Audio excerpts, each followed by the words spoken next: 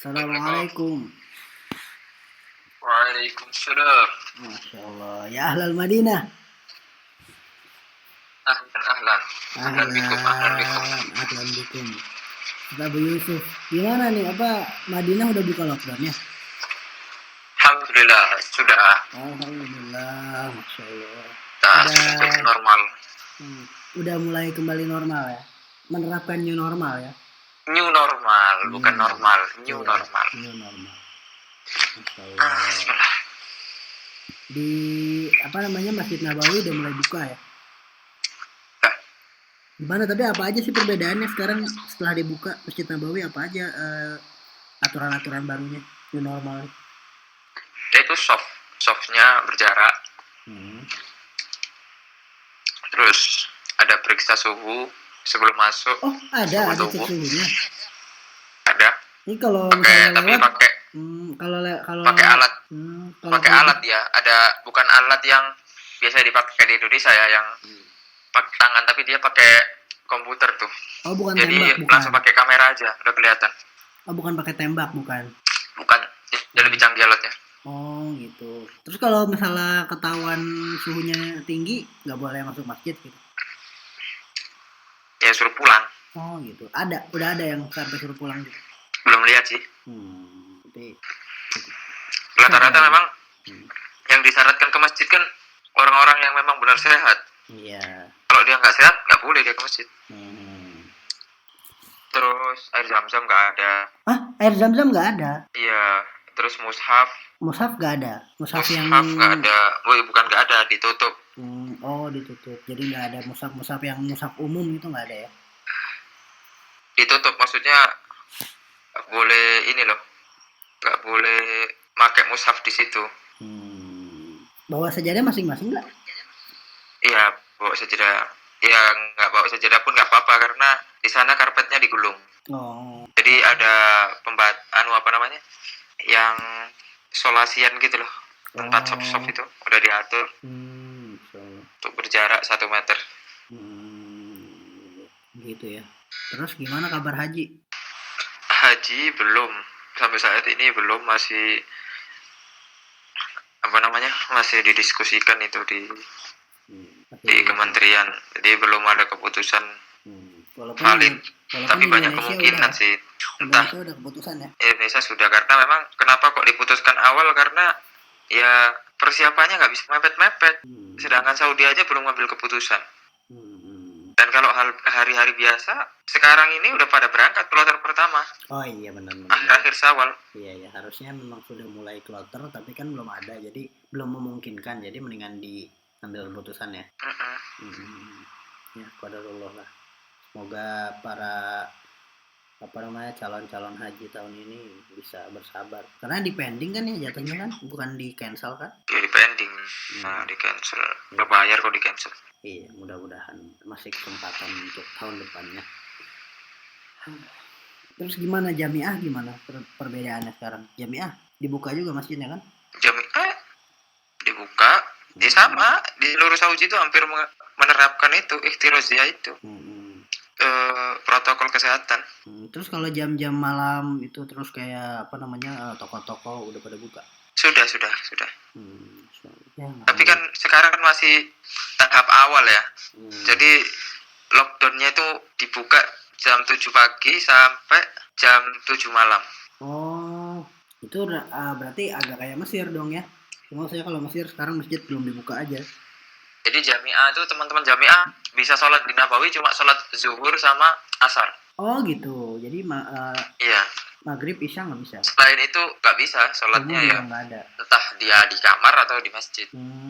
Karena dorornya masih ada, jadi boleh nggak sholat berjamaah masih. Oh gitu. Nah itu fatwanya Syekh Shalih Utsaimin. Oh. Tapi itu kalau sholat berjarak itu juga fatwanya udah ada kan, jadi memang begitu sekarang prosedur di masjidnya.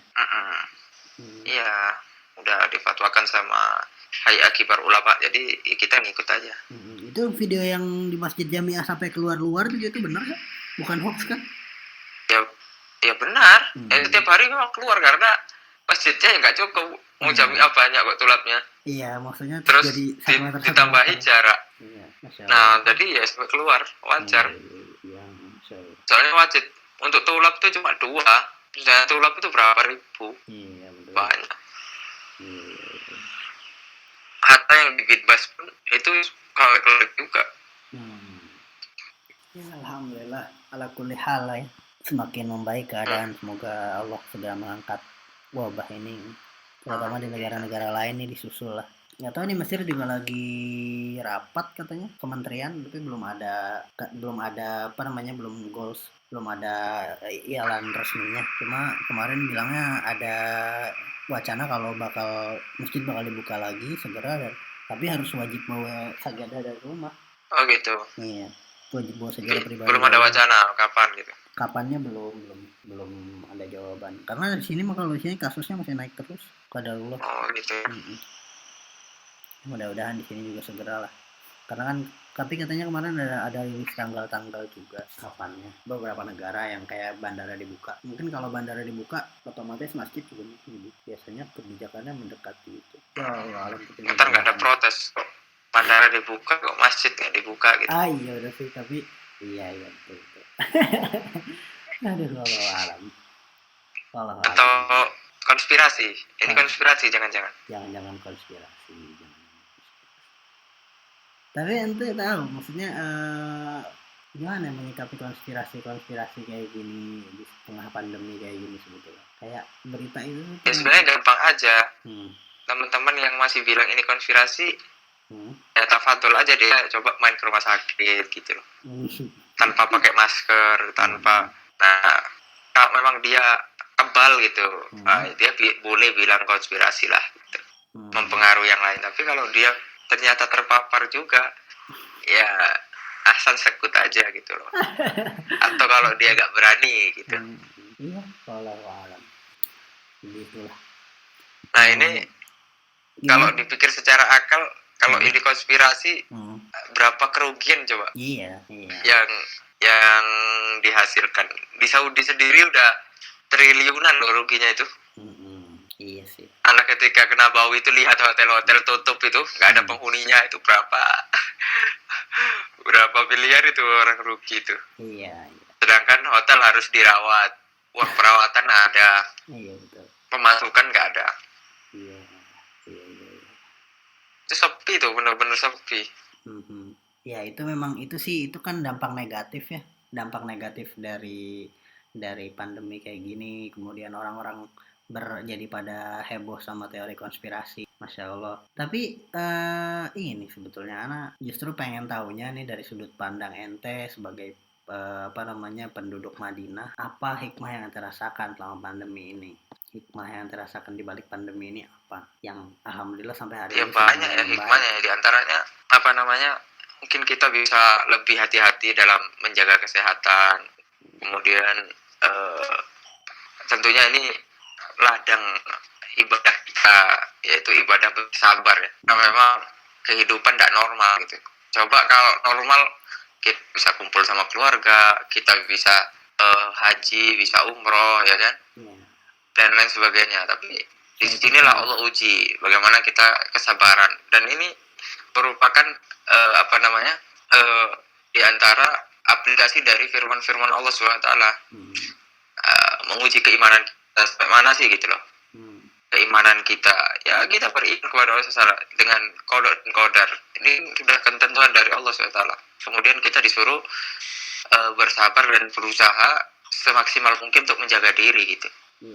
Dan termasuk Saudi sendiri, Masya Allah ya, penanganannya luar biasa. Jadi di Saudi itu kenapa kok kasusnya setiap hari itu banyak, bisa sampai 2.000, 3.000? Karena memang di Saudi itu dijemput satu-satu, diperiksa di rumah itu. Door to door ya, meriksanya ya? Iya, jadi tapi khusus yang high atau komplek-komplek yang memang padat. Jadi banyak. Dan rata-rata yang positif itu gejalanya ringan dan tidak ada penyakit serius gitu loh, sehingga mereka cepat juga sembuhnya. Makanya sehari sekarang sembuhnya juga malah lebih banyak. Misalnya kasus 2.000, sembuhnya 2.500, sembuhnya 3.000 gitu. Jadi yang sembuh sekarang sudah banyak, jadi sekitar 70% dari kasus. Nah, Kemudian bagus Bang. itu juga yang mungkin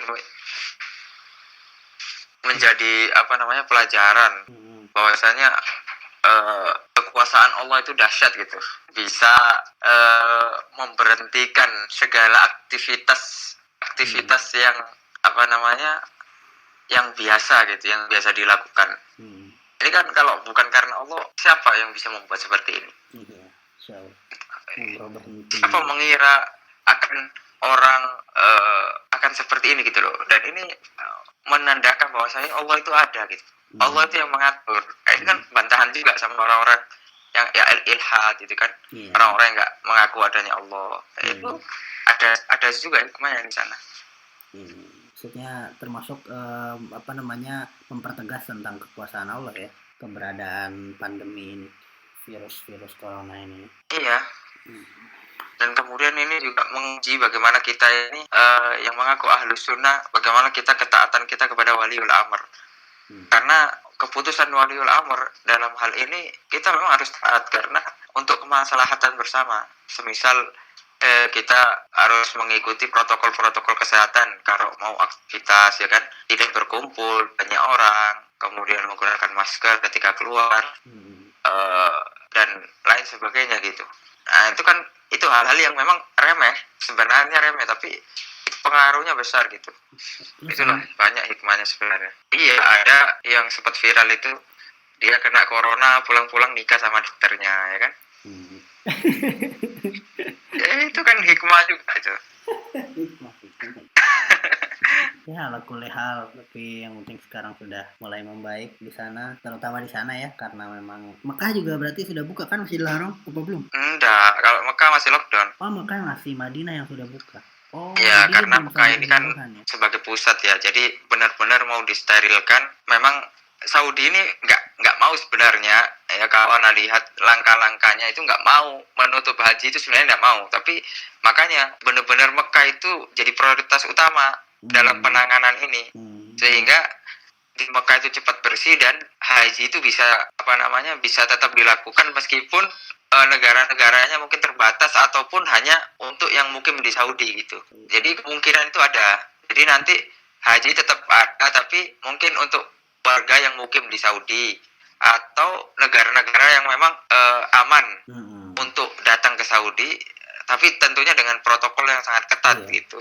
Baik Ustaz, syukron jazakumullah khairan atas sedikit infonya dan sharingnya. Barakallahu fikum. Assalamualaikum warahmatullahi wabarakatuh. Waalaikumsalam warahmatullahi wabarakatuh.